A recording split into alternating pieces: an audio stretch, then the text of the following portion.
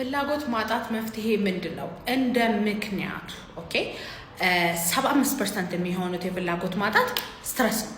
ስነልቦናዊ የሆነ ድካም፣ ሜቢ ጭንቀት፣ ሜቢ አላስደስታትም የሚባል ፍራቻ፣ ብዙ አይነት ጽንፈተ ወሲቦች ተደጋግመው መጥተው ለግንኙነት ካለ ፍራቻ አንጻር አብዛኞቹ 75% የሚሆኑት ስነልቦናዊ ናቸው። ስለዚህ ፍርሃት ካለ ፍርሃቱ መቀነስ አለበት። ሌሎች ጽንፈተ ወሲቦች ካሉ እነሱ መቀነስ አለባቸው። ከባለቤት ጋር ያለ ችግር ካለ እሱ መስተካከል አለበት። ስራ ላይ ያሉ ጭንቀቶች ካሉ እሱ መስተካከል አለበት። እንደዚህ አይነት ነገሮች ናቸው ማለት ነው። 25% ሆርሞን ላይ ያሉ ችግሮች ናቸው። ቴስቶስትሮን ካነሰ፣ የእንቅርት ሆርሞን ካነሰ፣ ፕሮላክቲን ከፍ ካለ፣ ቫይታሚን ዲ ካነሰ እንደዚህ አይነት የሆርሞናል ችግሮች ሊፈጠሩ ይችላሉ። እነሱን ደግሞ መታችሁ ቼክ ተደርጋችሁ ለአግባቢነት አሉ ኪኒን፣ ሰፕሊመንት፣ መርፌ እንሰጣችኋለን ማለት ነው። ፍላጎት ማነስ ካለባችሁና በዛ መታየት ከፈለጋችሁ ባዮዳ ባለው ስልክ ቁጥር ደውላችሁ ቀጠሮ ማሰስ ትችላላችሁ። በሬ ሁል ጊዜ ክፍት ነው። ባይ ባይ። ለቶሎ መጨረስ መድኃኒት ብቻ እንደ የምትሰጡት ሌላ የምትመክሩት ነገር የለም ወይ ለምትሉ ሰዎች የመጀመሪያው ነገር የምንመክረው ስቶፕ ኤንድ ስታርት የሚባል ሜተድ አለ። ማቆምና ድጋሚ መጀመር ማለት ነው። ይህንን የምታደርጉት እንዴት ነው? ልክ የመጨረስ አይነት ስሜቱ ሲመጣ ይታወቃል አይደለ? ቀድሞ በዛ ሰዓት ላይ ያደረጋችሁ ያላችሁትን እንቅስቃሴ ታቆሙና ጊዜ ትሰጡታላችሁ። ከ30 እስከ 60 ሰከንድ ትቆያላችሁ። ከዛ በኋላ ልክ ሲረጋጋ ያ እርጅ ያ ፊሊንግ ሲረጋጋ መልሳችሁ ደግሞ ትጨምራላችሁ። ይህንን ከመጨረሳችሁ በፊት ቢያንስ ከ3 እስከ 4 ጊዜ መደጋገም ነው።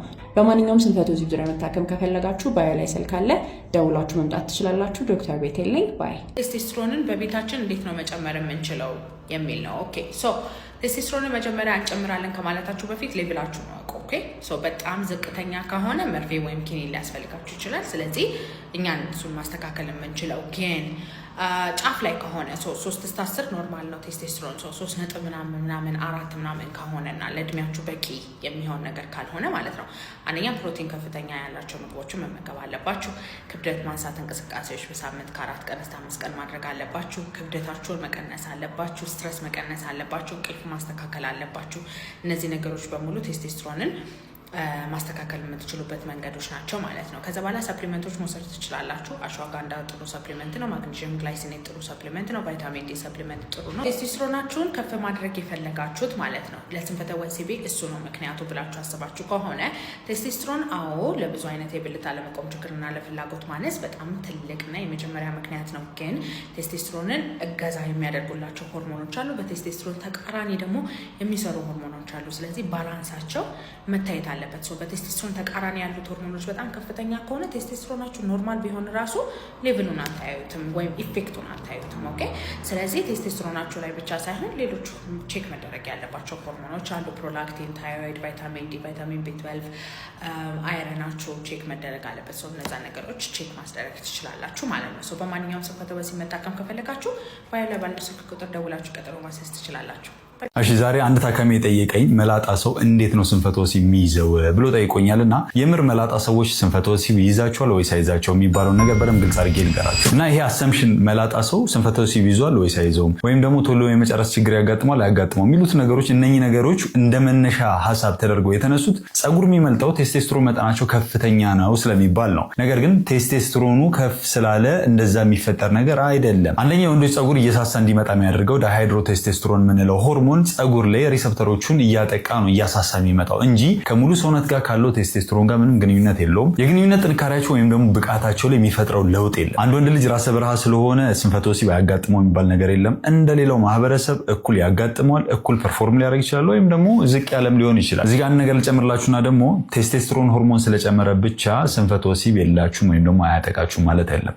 ስንፈተ ወሲብም ሌሎችም ችግሮች የሚፈጠሩበት ብዙ ምክንያቶች አሉት። ሳይኮሎጂካል ሊሆን ይችላል። በግንኙነት መሀላችሁ ላይ ያለ ችግር ካለ እሱኛው ሊፈጥረው ይችላል። ቫስኩላር ወይም ደግሞ ወደ ብልት የሚሄደው ደም ቧንቧ የጠበበ ከሆነ ወይም ደግሞ እዛ አካባቢ ችግር የተፈጠረ ከሆነ ሊሆን ይችላል። ከሌሎች ሆርሞኖች ጋር የተያያዘ ሊሆን ይችላል። ሰውነታችሁ ብቁ ሳይሆን ሲቀር ሊሆን ይችላል። እናም ብዙ ምክንያቶች ይኖርታል። ስለዚህ በግንኙነታችሁ ላይ ስንፈተ ወሲብ የሚያጋጥማችሁ ከሆነ ወይም ደግሞ ከዚህ በፊት ሰላም የነበራችሁ አሁን ላይ ድንገተኛ የሆነ ስንፈተ ወሲብ የሚያጋጥማችሁ ከሆነ ወይም ደግሞ በቶሎ የመጨረስ አይነት ችግሮች የሚያጋጥማችሁ ከሆነ እንደዚህ ሌሎች ምክንያቶች እየሰጣችሁ ችላ እያላችሁ ጊዜ አትስጡት። ተጨማሪ ደግሞ እነኝህን ህመሞች መታከም የምትፈልጉ ከሆነ ባዮ ስልክ ካለ ደውላችሁ ቀጠሮ ማስያዝ ትችላላችሁ። ተጨማሪ ጥያቄ ካላችሁ ኮሜንት ላይ መጻፍ ትችላላችሁ። ይሄ ለጥንዶች የተከፈተ አዲስ አካውንት ነው። ፎሎ ማድረጋችሁ እንዳትረሱ። ለሴት ልጅ ደውለህላት እያወራሃት ቆይ አንዴ መልሼ እደውልልሃለሁ ካለች የኔ አባት አምልጥ፣ ሩጥ። ከአንተ ውጭ ሌላው እንዳለ ማለት ነው። አንተ ጀዝባ አመጣጤም እንዳካሄዴ ነበር። 2 ስሄድ ዝም ጭጭ ብዬ ቻው ምናምን ብዬ እንዳልሄድኩት ስመጣም ልመጣ ነው እንዲህ ነው እንደዛ ነው አላልኩም። የሆነ ቀን ብቻ ቤት ውስጥ ከልጆቹ ጋር ተገኙ። መሬት ቆፍሬ የወጣው ከሰማይ የወረድኩ የተወለድኩ እንደዛ ነበር የሚመስለው። እኛ ቤት ውስጥ እሷን ካጣን በኋላ ደስታ የሚምጣ ሀዘን የሚምጣ ምንም አይነት ነገር ሲመጣ የምንቀበለው በንባ ነው። በቃ ሁሉንም ኤቨንት የእሷን ሀዘን ማስታወሻ ማልቀሻ እናደርገዋለን። ቤት ውስጥ ተለቀሰ ምን ተባለ፣ እናቴ በጣም ደስ አላት። ብቻ የሆነ መሬት ቆፍሬ የወጣውን የመሰላት ልታምን አልቻለችም። የእህቴን ባል ቢሆን እንደዛ ሲደሰት እንደዛ ሲሆን አይቼው አላቅም። አባቴም ጭምር በጣም ደስ አላቸው በመምጣቴ። በዚህ ነገር ትንሽ ቅር የተሰኙት እህቴና ወንድሞቼ ነበሩ።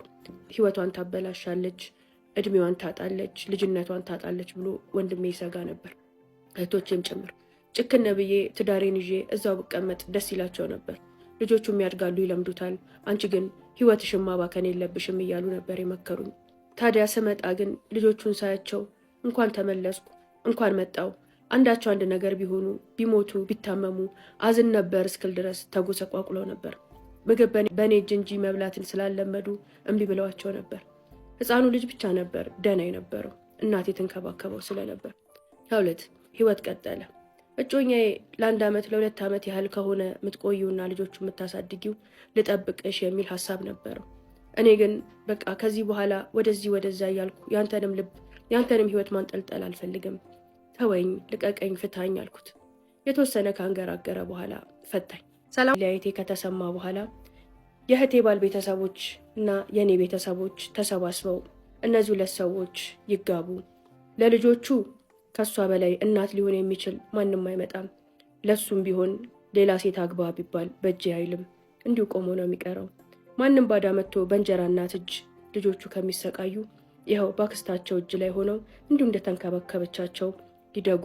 እሷም እድሏን አበላሽታለች፣ ህይወቷን አበላሽታለች፣ ትዳር ትያዝ ብለው ተወያይተው ተስማምተው እኛ ጋር መጣ ይሄ ሀሳብ።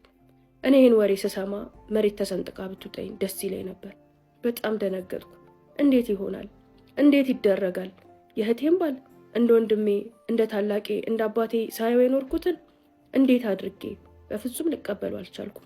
በዚህ ክርክር ብቻ እኔም አልቀበልም እሱም አልቀበልም ብሎ ከ6 ወር በላይ ቆየን። ከዛ በኋላ ግን ቤቱ ጭር እያለ መጣ። እናቴም ወደ ህይወቷ፣ የእህቶቼም ልጆች ወደ ቤታቸው፣ የእሱም እህቶች ወደ ኑሯቸው አተኮሩ። ያ ቤት ባዶ እየሆነ እኔና እሱ ብቻ ከሰራተኞችና ከልጆቹ ጋር መፋጠጥ ስንጀምር እናቴ ቀን በቀን እየመጣች ይሄ ነገር ትክክል አይደለም፣ ኒካ ማድረግ አለብሽ፣ ለልጆቹ ሌላ ሴት ቢያመጣባቸው የእንጀራ እናት ናት፣ ታሰቃያቸዋለች፣ ይህን ሁሉ ዋጋ ከፈልሽላቸው ልጆች በእንጀራ እናት ቢሰቃዩ ደስ ይልሻል? እንዳንቺ አይነት እናት፣ እንዳንቺ አይነት አክስት፣ እንዳንቺ አይነትስ ወገን ኬት ያመጣሉ? የእህትሽ ባል ነው፣ የእህትሽ ልጆች ናቸው፣ ቤቱን ሰትሪው፣ ህይወቱን ሰትሪው፣ ንብረቱንም እሱንም ሰትሪው ብላ እናቴ ለመነች።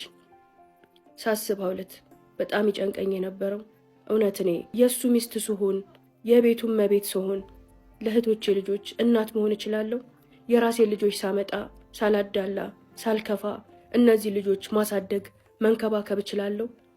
ባዳላባቸውስ ብጎዳቸውስ ልጄን ሳመጣ እነሱን ብተዋቸውስ እያልኩኝ ሳስብ ሰውነቴን ዘፈዘፋል። አልችልም። በመጨረሻም የሆነ ሆኖ እኔም እሱም ተስማማን። ቀለበት ተደርጎ አንድ ቤት ውስጥ መኖር ጀመር። ብታምኝም ባታምኝም ከተጋባን በኋላ እኔና እሱ እንደ ባልና ሚስት መኖር የጀመርነው እኔና እሱ ከተጋባን ደግሞ ከ2 ዓመት ከ8 ወር በኋላ አካባቢ ነው። ቀለበት አድርገን አንድ ቤት ውስጥ ብንኖርም መድነካካት፣ አንድ ላይ መሆን፣ እንደ ባልና ሚስት መሆን በፍጹም አልቻልንም። አንድ ቤት ውስጥ እንኖራለን፣ እንበላለን፣ እንጠጣለን፣ ልጆቹን እናሳድጋለን፣ እናወራለን። ከዛ ያለፈ ግንኙነት አልነበረንም። እሱ ላይ ሌላ መኝታ ቤት፣ እኔ ታች ከልጆቼ ጋር ተኛለሁ። እንደዚህ እያልን ግን ነገሩ እየተረሳ ቀን አልፎ ቀን ሲመጣ ሁሉ ነገር ቦታውን እየለቀቀ በአዲስ ስሜት፣ በአዲስ ሀሳብ፣ በአዲስ ህይወት እየተተካ ሲመጣ ቀስ እያልን መዋሃድ ጀመርን። 2 ያኔ ለራሴ ቃል የገባሁት እነዚህ ልጆች የሆነ ቦታ ሳይደርሱ በፍጹም አልወልድም። ወልጄ ወደ ልጅ ያዘን ብዬ የእህቶቼን ልጆች ልጎዳቸው አልፈልግም ብዬ ነበር። እሱን አግብቼ ሳልወልድ ለ10 ዓመት ነው የቆየሁት። ታምኛለሽ? እናቴ፣ ቤተሰቤ፣ ሁሉ ይጮህብኝ ነበር። ምን አይነት ጅልነት ነው? እኩል አርገሽ አቅፈሽ ወንድም እህት አርገሽ ታሳድጊያቸዋለሽ፣ ለምንድን ነው እንደዚህ የምታደርጊው እያሉ ቢጮህብኝም እኔ ግን ፈራሁት ራሴን። ባዳላስ ብጎዳቸውስ አደሯን ብበላስ እያልኩኝ ቢያንስ ነፍስ አውቀው ራሳቸውን መከላከል፣ ሀዘናቸውን፣ ደስታቸውን፣ ስሜታቸውን መግለጽ እስኪችሉ ድረስ አልወልድም ብዬ 10 ዓመት ቆየሁኝ። ልጆቹ ትምህርትም እየጎለበቱ በአካልም እየጎለበቱ ሲመጡ ለምን አትወልጂም እያሉ ሌላ ሰው ሳይሆን እነሱ መጨቃጨቅ ጀመሩ። 2 ህይወታችን በጣም ደስ የሚል ነበር። ከእህቴ ህይወት ከእህቴ ሀሳብ አንድ ቀን ሳልለይ ሁሌም ልጆቿንም ሆነ ቤቷን ሁሉን ነገር ባየሁኝ ቁጥር እሷን እያሰብኩኝ ነፍሴን ቆንጥጬ ስሜቴን ቆንጥጬ ልጆቿን በታማኝነት በእናትነት በደግነት ኮትኩቼ ለማሳደግ ራሴ ጋር እየታገልኩኝ ምርጥ መልካም ስነ ምግባር ያላቸው በሃይማኖታቸውም በትምህርታቸውም በባህሪያቸውም በመልክ በሁሉ ነገራቸው ውብና ምርጥ የሆኑ ልጆችን አሳደግኩኝ። ከ10 ዓመት በኋላ እኔም ልጅ ለመውለድ መሞከር ጀመርኩኝ። አዎ ፈጣሪም አላሳፈረኝም። የከፈልኩትን መስዋዕትነት፣ የልቤን ፍርሃት፣ የማዳላትና የመጥፎነት ፍርሃት ጭንቀት አይቶ ልጅ ሰጠኝ። ከዛ በኋላ እኔም 4 ልጆችን ወለድኩኝ። እነዛ ልጆች ያሳደጉት የእህቶቼ ልጆች ናቸው። ጎርምሰው አድገው ስለነበር ከአንዱ አንዱ እየተቀባበለ ከአንዱ አንዱ እየሳመ ከአንዱ አንዱ እያዘለ ከአንዱ አንዱ እያበላ ስራዬ ውዬ ስገባ ከትምህርት ሰዓታቸው ውጪ አንድ ቀን ሳልጨነቅ አንድ ቀን ስለ ልጆቼ ሳላስብ ልጆቹን በሁሉ ነገር ኮትኩቼ ስላሳደግኳቸው የኔ ልጆች የሚያሳድጉ ታላላቅ ወንድምና እህት ሆነው አሳደጓቸው። 2 እኔ ዛሬ ይህን ሀሳብ ምነግርሽ ከብዙ አቅጣጫ ብዙ ነገር እሰማለሁ። አክስት የእህቶቿን ልጆች ጎዳች፣ የእንጀራ እናት የሞተች ሴትን ልጆች በደለች፣ ጎዳች ሲባል ሰውነቴ ይነዝረኛል። እነዛ እናቶቻቸው ለወግ ለማዕረግ ሳያበቁ ጥለዋቸው የሄዱትን ህፃናት ልጆችን የማሳደግ ኃላፊነት እኛ ላይ ሲጫን ዞር ብለን እናስብ።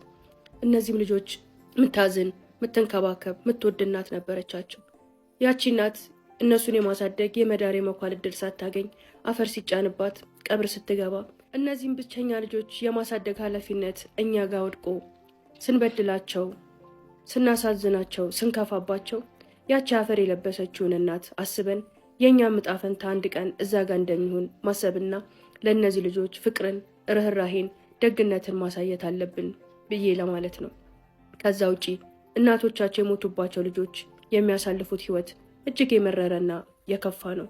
ያም እኛ ሴቶች መሞታችንን እኛም የሆነ ቀን መንገድ ላይ መቅረታችንን ረስተን ክፉና ጨካኞች ስለምንሆን ነው።